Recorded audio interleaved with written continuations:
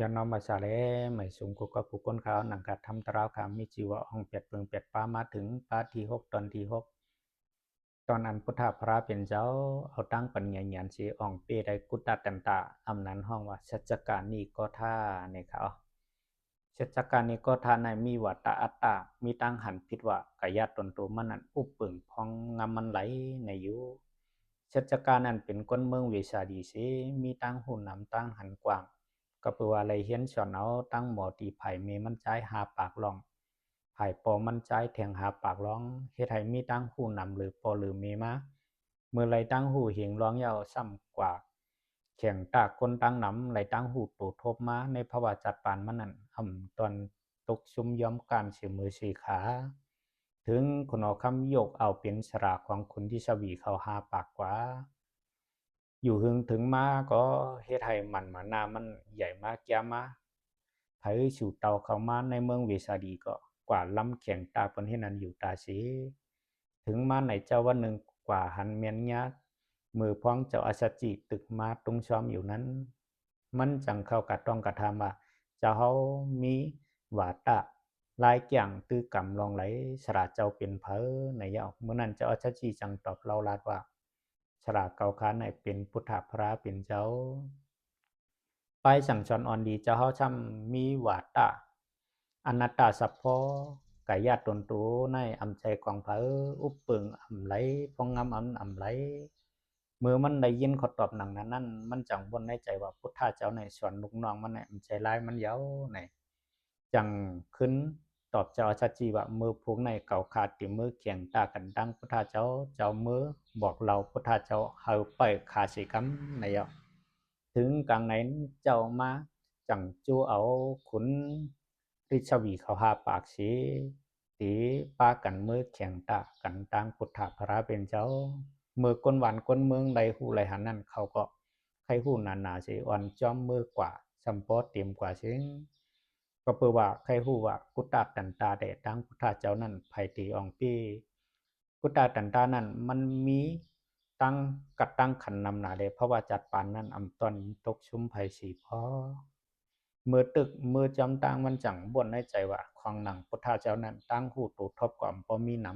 ำอายุยังเด็กยังน้อยอายุ30ปีปลายก็เมื่อลาดเอ็กเทกเอาไว้ก็เฮ็ดให้มันตื่นผ่านเน็ตหูเสีย เดือนปลายกว่าเย้ากว่าในอยู่เมื่อเขาวางวัดวางเจียงเมื่อนั้นพุทธาพระเป็นเจ้านั่งนิ่มเศร้าอยู่ใต้เงาไม้นั้นเฮ็ดให้เสร็จจากการนั้นก็เย้าเฮ็ดให้ใจตื่นพันเนตรชันสิได้เข้ากอดตรงตักพุทธาเจ้าว่าเจ้าน้องเฮาอยู่ดีจากกันเนาะในเย้าเมื่อนั้นพุทธาเจ้าจังว่าอยู่ดีอยู่ในกำนั้นมันก็จังถามคำสิว่าเจ้าเฮามีวาตาไปหลาดไปโฮไปแจงตื้อกับมันไหลเนี่ยพุทธาเจ้าว่าวาตาอนัตตาในเย้าเมื่อนั้นซ้ำขึ้นถามแดงว่ารัดนี่เฉพาะให้เตียกเลี้ยงหรือในทางอีกนึงเนี่ยพุทธาเจ้าจังตอบว่ากายาตนโตอำใจของเฮาอุปเปิงอำไหลพองงามอำไหลเวทนาอำใจของเฮาอุปเปิงอำไหลพองงามอำไหลสัญญาอำใจของเฮาอุปเปิงอำไหลพองงามอำไหลสังขารอำใจของเฮาอุปเปิงอำไหลพองงามอำไหลวิญญาณนั้นก็อำใจของเฮาอุปเปิงอำไหลพองงามอำไหลในยะมือมันได้ขอตอบหนังนั้นมันว่าใจลายเจ้าน้อง ตัวว่าใจตัวเขาใจว่าใจเขาเนี่ยมันเหตุกว่าใจร้ายมันด้วยเอาเก่าคาโลเก่าคาตีมาเขียงตาตั้งเจ้าเนี่ยเก่าคาลูกตีไก่ไปตียาวคาไข่ยางจังยางคาไข่ไปจังไปตินมือคาในคาสั่งตรงมันถึงตีตรงใจคาวนเจิงหือคาจังตีลาดออกมาเลยจึงนั้นเจ้าเขาจะมาอุบปึงอำไรพ่องงำมันอำไรเนี่ยมันตีกว่าใจลายมันหลาในยอพุทธาเจ้าว่าขับคล้องความหลัดตุนดูเจ้าเก่าไรอยู่ห้าเนี่ยพุทธาเจ้าถามสามคำว่าขับคล้องไรอ้อตูในตึงเป็นตูเก่าเก่าขาดถึงอุปเปิงไรในยอกำนันพุทธาเจ้าจังถามแดงว่าอายุไม่เจ้าไรกะหือเย้าเนี่ย60 ปีปลายเย้าเพราะนั้นก็อายุเกี่มาเท่ามาเพราะทันว่าอุปเปิงไรไหนจึงอ่ำเฮ็ดให้อายุหนุ่มเหมือนเซียนปันอายุ17-18 ปีอยู่เต็มทนหลา ปันให้มันกี่มาเท่ามาหูหนาตาโม